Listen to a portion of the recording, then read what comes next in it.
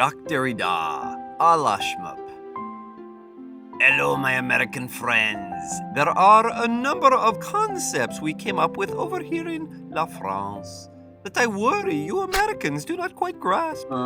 So, I am here to clear things up. Allow me to introduce myself. My name is Jacques Derrida, and I am a philosopher. First, let me talk to you for a moment about binary opposition.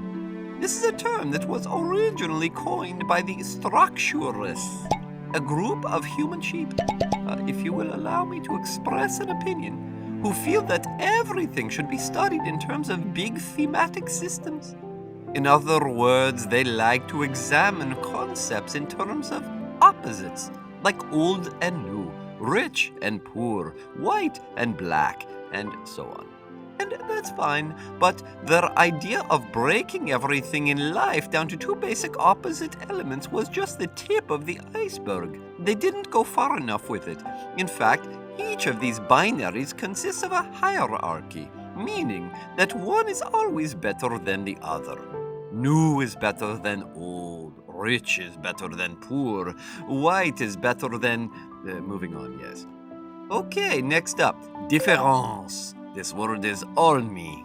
I made it up.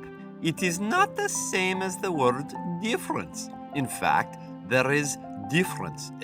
Hopefully, that was not too confusing. The word différance refers to how a word's meaning can never be absolutely pinned down. You can't define one word without using other words, which in turn would have to be defined by other words, etc. You get this? It is a vicious circle. Finally, essentialism. An essentialist believes in an absolute universal essence of things.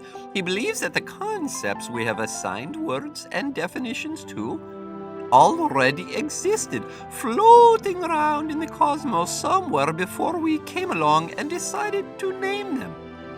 For example, there was beauty even before mankind looked around and said, beautiful. However, an essentialist may also believe things that are a little narrow-minded, like believing that women are by their nature unreasonable or emotional, while men are reasonable and intellectual. Whoa. Of course, said essentialist has not yet had a date in 30 years. Small connection, peut-être? That is the end of our lesson for today. Hopefully we have learned together, we have laughed, shared a few tears, the whole ball of wax. And also, please, stop eating brie on Ritz crackers. It's a disgrace. Oh, mon Dieu.